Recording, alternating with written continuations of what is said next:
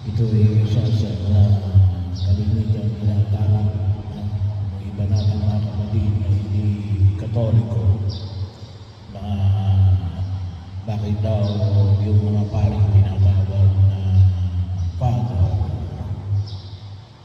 Sabi kasi sa Ebanghelyo natin ngayon ay huwag ninyong tawagin Ama ang sino man dito sa lupa o Guro. Sabi ko ay misalay.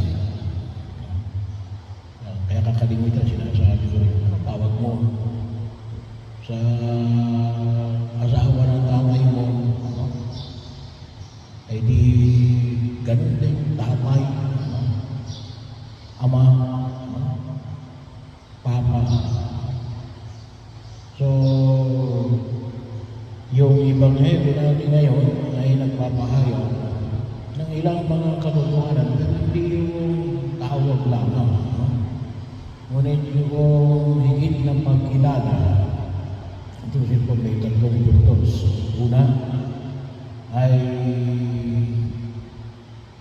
observe, magmasid. Ano bang sinasabi nito? Ano ba ang ginagawa nito? Binabahagi mo na makita ko natin, matuto tayo magmasid. At matuto tayo na tinatawag ko ngayon na nating critical thinking. Kinakailangan turuan din natin ang bagong henerasyon, mga bata na ito, na mag-isip critically. Yung Tagalog ng critical. So, bahagi mo maigi na yung bang sinasabi nito, tama ba sa kanyang ginagawa? Maganda yung sinasabi niya, pero maganda ba yung kanyang ginagawa?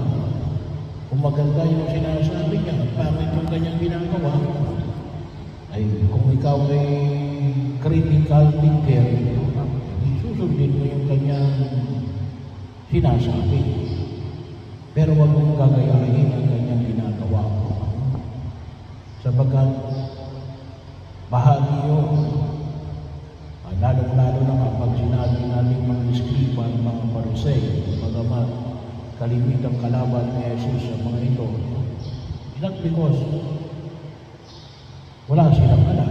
Ngunit kalimitan nila nilibigitaw na tinutupad ang kanilang alam. Kasi ito yung mga tawagin natin niya rin.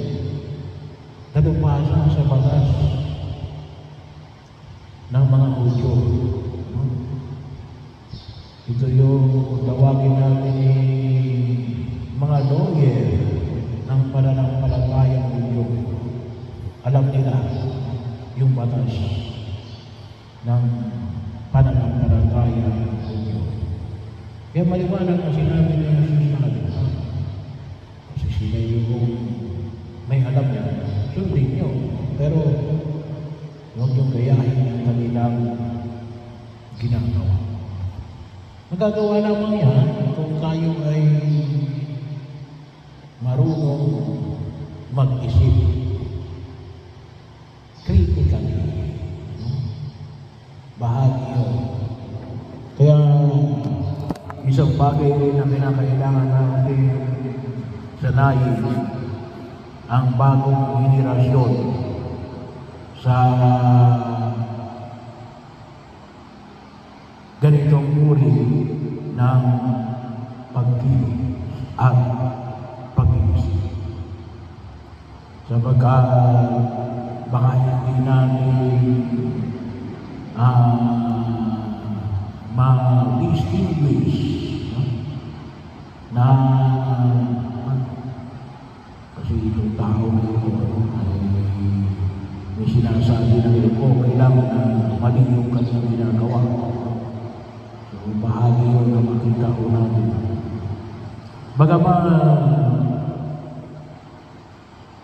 kailangan din natin ang mga taong nagsasalita ng tama at gumagawa ng tama. Pangalawa ay huwag pakitang tao lang. Bahagi yun. Isa ho sa mga tukso sa atin ngayon. Kasi ano naman namin sa daigdig na ginagalawan natin ay sabi nga mo minsan yung pride. Hindi ka agad namamatay yan. Kuminsan na ho ay patay na yung tao, pero yung pride niya yung ayaw namin masasapawa. Mag-ingat tayo. Sapagkat diyan tayo tutumba sa ating kayabangan. Sabi nga ho natin, yan ay waste of time, waste of resources, na makita ako natin na hindi o nakakatulong sa tunay na pagtulad, hindi lamang mo ng isang individual, ngunit ng isang bayan. Bahagi yun na para lamang mayroong masabi na mayroon din ako yan. Mas magaling ako dyan. Yung kuminsan yung tendency namin. Ay, sana makita natin yung word natin na maaaring hindi naman kasing yaman o kasing galing ng iba, pero mapahalaga natin na ito ako, sapat na ito. Ito na yung binigay sa akin ng Panginoon. Hindi ko na kinakailangan, sabi nga ako sa term na ginamit, panaparang ko ang aking pinakterya. Sa atin, ang tawag na namin yung palaparan ng papel. Nagpapapit na naman yan. Pumapapit na naman. So bahagi ko na makita ko natin. At sa narino, ay ipanalangin din natin na makita rin natin. Kasi kaya ang komisyon yung iba pumapapil, kasi yung iba rin naman, hindi na kinukuha, yung nagpapapapil. Sana makita rin natin yung tunay na galing ng isang tao. Hindi lang sa kanyang pakitang tao. Sana magkaroon din tayo ng mata na makita yung galing ng isang tao, yung tunay niyang galing. Kasi kaya ako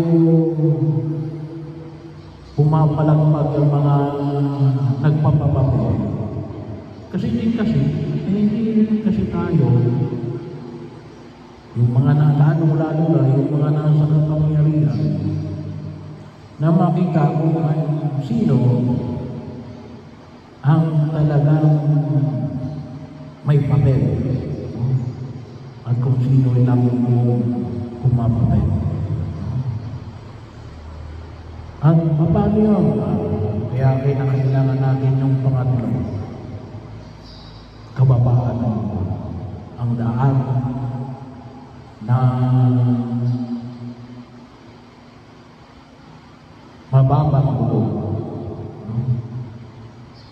Yung tinatawag na humility.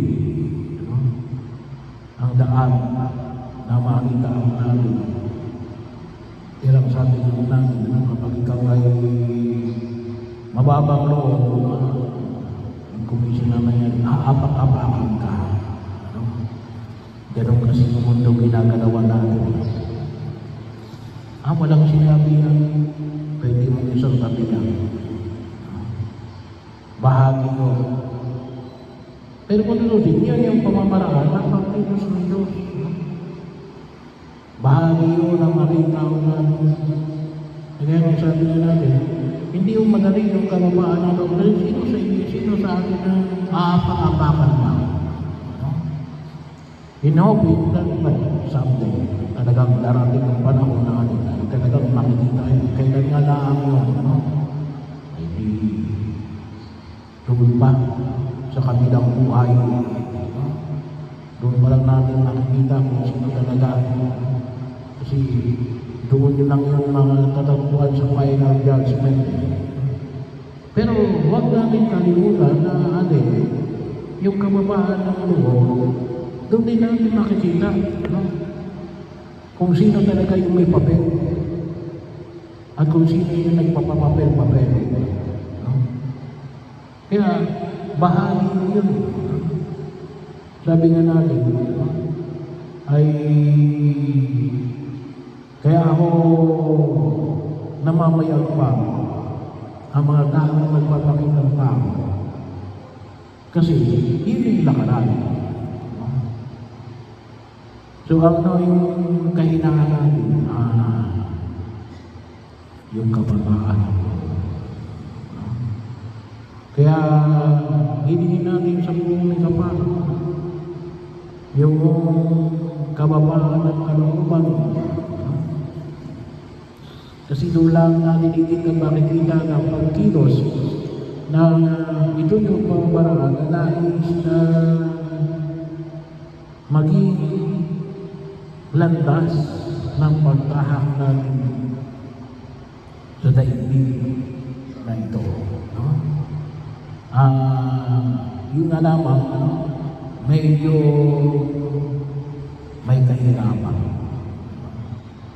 Pero yun yung nais ng ating Panginoon sa Kristo na siyang maging pamantayan ng ating pagkilos. At itulog natin, sabi nga natin, anong sabi na, learn from me, for I am meek and humble